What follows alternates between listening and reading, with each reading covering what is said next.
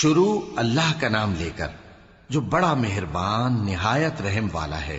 کاف ہا یا عین صاد، یہ تمہارے پروردگار کی مہربانی کا بیان ہے جو اس نے اپنے بندے زکریا پر کی تھی جب انہوں نے اپنے پروردگار کو دبی آواز سے پکارا اور کہا کہ اے میرے پروردگار، میری ہڈیاں بڑھاپے کے سبب کمزور ہو گئی ہیں اور سر سفید بالوں کی وجہ سے چمکنے لگا ہے، اور اے میرے پروردگار، میں تجھ سے مانگ کر کبھی محروم نہیں رہا، اور میں اپنے بعد اپنے بھائی بندوں سے ڈرتا ہوں، اور میری بیوی بانجھ ہے، پھر بھی مجھے اپنے پاس سے ایک وارث عطا فرما جو میری اور اولاد یعقوب کی میراث کا مالک ہو، اور اے میرے پروردگار اس کو خوش اخلاق بنائیو۔ فرمایا اے زکریا، ہم تم کو ایک لڑکے کی بشارت دیتے ہیں جس کا نام یحییٰ ہوگا، اس سے پہلے ہم نے اس نام کا کوئی شخص پیدا نہیں کیا۔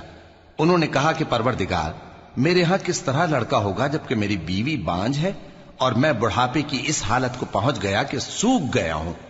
حکم ہوا کہ اسی طرح ہوگا۔ تمہارے پروردگار نے فرمایا ہے کہ مجھے یہ آسان ہے، اور میں پہلے تم کو بھی تو پیدا کر چکا ہوں اور تم کچھ چیز نہ تھے۔ کہا کہ پروردگار میرے لیے کوئی نشانی مقرر فرما۔ فرمایا نشانی یہ ہے کہ تم صحیح و سالم ہوتے ہوئے 3 رات دن لوگوں سے بات نہ کر سکو گے۔ پھر وہ عبادت کے حجرے سے نکل کر اپنی قوم کے پاس آئے تو ان سے اشارے سے کہا کہ صبح و شام تسبیح کرتے رہو۔ فرمایا اے یحییٰ، ہماری کتاب کو مضبوطی سے تھامے رہو، اور ہم نے ان کو لڑکپن ہی میں دانائی عطا فرمائی تھی اور اپنے پاس سے شفقت اور پاکیزگی دی تھی، اور وہ پرہیزگار تھے اور وہ اپنے ماں باپ کے ساتھ نیکی کرنے والے تھے اور سرکش اور نافرمان نہیں تھے۔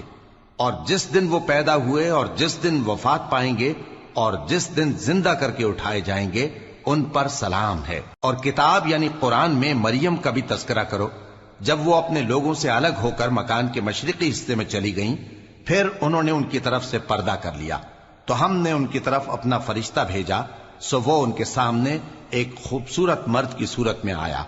مریم بولی کہ اگر تم پرہیزگار ہو تو میں تم سے بچنے کے لیے رحمان کی پناہ لیتی ہوں۔ فرشتے نے کہا کہ میں تو تمہارے پروردگار کا بھیجا ہوا یعنی فرشتہ ہوں، اور اس لیے آیا ہوں کہ تمہیں پاکیزہ لڑکا بخشوں۔ مریم نے کہا کہ میرے ہاں لڑکا کیوں کر ہوگا جبکہ مجھے کسی مرد نے بطور شوہر چھوا تک نہیں اور میں بدکار بھی نہیں ہوں۔ فرشتے نے کہا کہ یوں ہی ہوگا، تمہارے پروردگار نے فرمایا کہ یہ مجھے آسان ہے اور میں اسے اسی طریق پر پیدا کروں گا تاکہ اس کو ہم لوگوں کے لیے اپنی طرف سے نشانی اور ذریعہ رحمت بنائیں، اور یہ کام مقرر ہو چکا ہے۔ چنانچہ وہ اس بچے کے ساتھ حاملہ ہو گئیں اور اسے لے کر ایک دور جگہ چلی گئیں۔ پھر درد ذہ ان کو کھجور کے تنے کی طرف لے آیا، کہنے لگیں کہ کاش میں اس سے پہلے مر چکتی اور بھولی بسری ہو گئی ہوتی۔ تب ان کے ٹیلے کے نیچے کی جانب سے فرشتے نے ان کو آواز دی کہ غمناک نہ ہو، تمہارے پروردگار نے تمہارے نیچے ایک چشمہ پیدا کر دیا ہے، اور کھجور کے تنے کو پکڑ کر اپنی طرف ہلاؤ، وہ تم پر تازہ عمدہ کھجوریں گرائے گا، تو کھاؤ اور پیو اور آنکھیں ٹھنڈی کرو۔ اگر تم کسی آدمی کو دیکھو تو کہنا کہ میں نے اللہ کے لیے روزے کی منت مانی، تو آج میں کسی آدمی سے ہرگز کلام نہیں کروں گی۔ پھر وہ اس بچے کو اٹھا کر اپنی برادری والوں کے پاس لے آئیں۔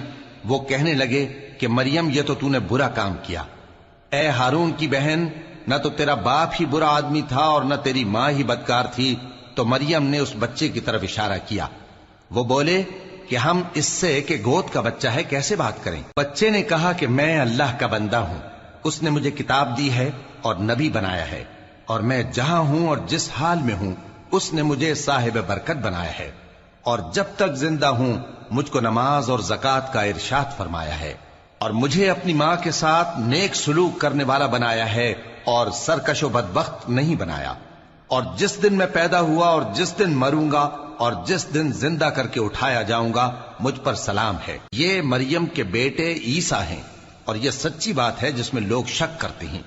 اللہ کو شایع نہیں کہ کسی کو بیٹا بنائے، وہ پاک ہے، جب کسی چیز کا ارادہ کرتا ہے تو اس کو یہی کہتا ہے کہ ہو جا تو وہ ہو جاتی ہے، اور بے شک اللہ ہی میرا اور تمہارا پروردگار ہے، تو اسی کی عبادت کرو، یہی سیدھا رستہ ہے۔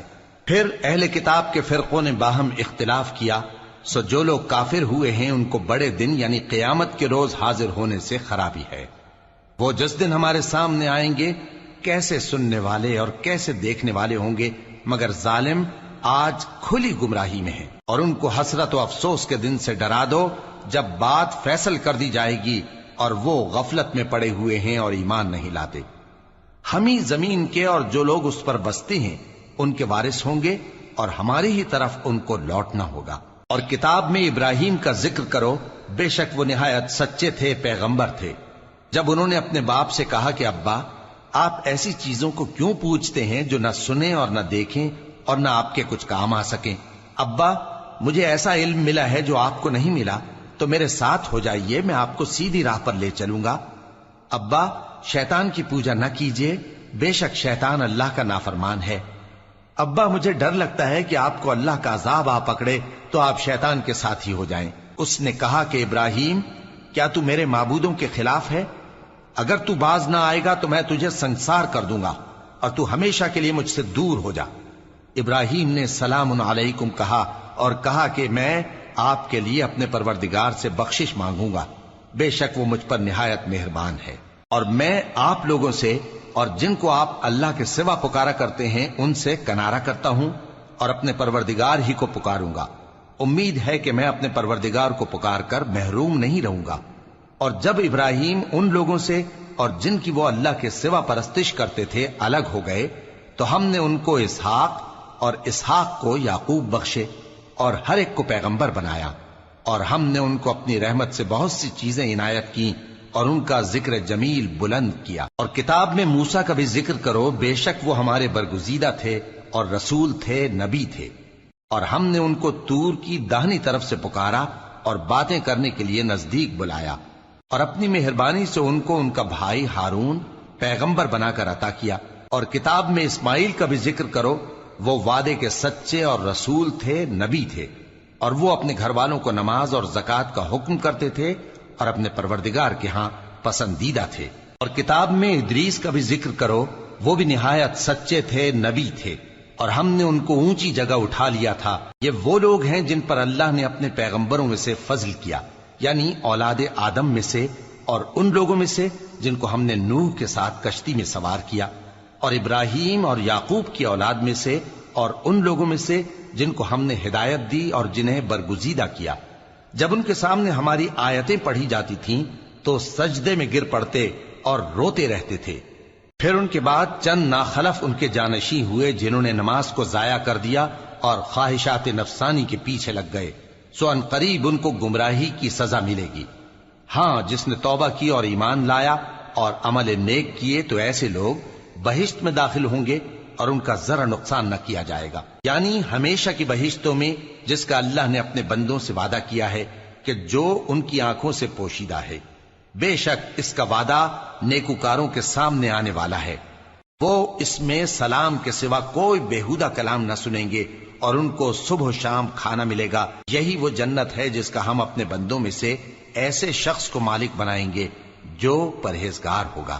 اور فرشتوں نے پیغمبر کو جواب دیا کہ ہم تمہارے پروردگار کے حکم کے سوا اتر نہیں سکتے، جو کچھ ہمارے آگے ہے اور جو پیچھے ہے اور جو اس کے درمیان ہے سب اسی کا ہے، اور تمہارا پروردگار بھولنے والا نہیں، یعنی آسمان اور زمین کا اور جو ان دونوں کے درمیان ہے سب کا پروردگار، تو اسی کی عبادت کرو اور اس کی عبادت پر ثابت قدم رہو۔ بھلا تم کوئی اس کا ہم نام جانتے ہو؟ اور کافر انسان کہتا ہے کہ جب میں مر جاؤں گا تو کیا زندہ کر کے نکالا جاؤں گا؟ کیا ایسا انسان یاد نہیں کرتا کہ ہم نے اس کو پہلے بھی تو پیدا کیا تھا جبکہ وہ کچھ بھی چیز نہ تھا؟ سو تمہارے پروردگار کی قسم، ہم ان کو جمع کریں گے اور شیطانوں کو بھی، پھر ان سب کو جہنم کے گرد حاضر کریں گے اور وہ گھٹنوں پر گرے ہوئے ہوں گے۔ پھر ہر گروہ میں سے ہم ایسے لوگوں کو کھینچ نکالیں گے جو رحمان کے مقابلے میں سخت سرکشی کرتے تھے، پھر ہم ان لوگوں سے خوب واقف ہیں جو اس میں داخل ہونے کے زیادہ لائق ہیں، اور تم میں سے کوئی شخص نہیں مگر اسے اس پر گزرنا ہوگا، یہ تمہارے پروردگار پر لازم ہے، مقرر ہے۔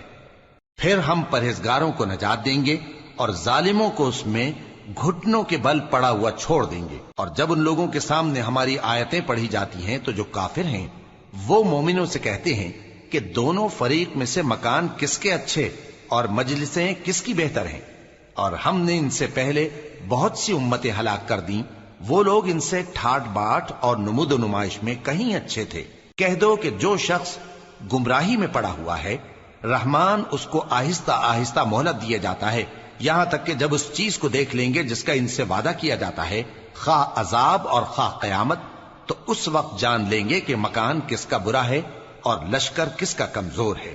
اور جو لوگ ہدایت یاب ہیں، اللہ ان کو زیادہ ہدایت دیتا ہے، اور نیکیاں جو باقی رہنے والی ہیں وہ تمہارے پروردگار کے ہاں صلے کے لحاظ سے خوب اور انجام کے اعتبار سے بہتر ہیں۔ بھلا تم نے اس شخص کو دیکھا جس نے ہماری آیتوں سے کفر کیا اور کہنے لگا کہ اگر میں ازسر نو زندہ ہوا بھی تو یہی مال اور اولاد مجھے وہاں ملے گا؟ کیا اس نے غیب کی خبر پالی ہے یا اللہ کے یہاں سے عہد لے لیا ہے؟ ہرگز نہیں۔ یہ جو کچھ کہتا ہے ہم اس کو لکھتے جاتے اور اس کے لیے آہستہ آہستہ عذاب بڑھاتے جاتے ہیں، اور جو چیزیں یہ بتاتا ہے ان کے ہم وارث ہوں گے، اور یہ اکیلا ہمارے سامنے آئے گا، اور ان لوگوں نے اللہ کے سوا اور معبود بنا لیے ہیں تاکہ وہ ان کے لیے موجب عزت ہوں۔ ہرگز نہیں، وہ معبود ان کی پرستش سے انکار کریں گے اور ان کے دشمن و مخالف ہوں گے۔ کیا تم نے نہیں دیکھا کہ ہم نے شیطانوں کو کافروں پر چھوڑ رکھا ہے کہ وہ ان کو خوب اکساتے رہتی ہیں؟ تو تم ان پر عذاب کے لیے جلدی نہ کرو کہ ہم تو ان کے لیے دن شمار کر رہے ہیں۔ جس روز ہم پرہیزگاروں کو رحمان کے سامنے بطور مہمان جمع کریں گے اور گناہگاروں کو دوزخ کی طرف پیاسے ہانک لے جائیں گے، تو لوگ کسی کی سفارش کا اختیار نہ رکھیں گے مگر جس نے رحمان سے اقرار لے لیا ہو، اور کہتے ہیں کہ رحمان بیٹا رکھتا ہے۔ ایسا کہنے والوں، یہ تو تم بری بات زبان پر لاتے ہو۔ قریب ہے کہ اس جھوٹ سے آسمان پھٹ پڑیں اور زمین شق ہو جائے اور پہاڑ پارا پارا ہو کر گر پڑیں کہ انہوں نے رحمان کے لیے بیٹا تجویز کیا، اور رحمان کو شایع نہیں کہ کسی کو بیٹا بنائے۔ ہر شخص جو آسمانوں اور زمین میں ہے رحمان کے روبرو بطور بندہ ہی آئے گا۔ اس نے ان سب کو اپنے علم سے گھیر رکھا اور ایک ایک کو شمار کر رکھا ہے، اور یہ سب قیامت کے دن اس کے سامنے اکیلے اکیلے حاضر ہوں گے۔ اور جو لوگ ایمان لائے اور عمل نیک کیے، رحمان ان کی محبت مخلوقات کے دل میں پیدا کر دے گا۔ اے پیغمبر صلی اللہ علیہ وآلہ وسلم، ہم نے یہ قرآن تمہاری زبان میں آسان بنا کر نازل کیا ہے تاکہ تم اس سے پرہیزگاروں کو خوشخبری پہنچا دو اور جھگڑالوؤں کو ڈر سنا دو، اور ہم نے ان سے پہلے بہت سے گروہوں کو ہلاک کر دیا ہے۔ بھلا تم ان میں سے کسی کو دیکھتے ہو یا کہیں ان کی بھنک سنتے ہو؟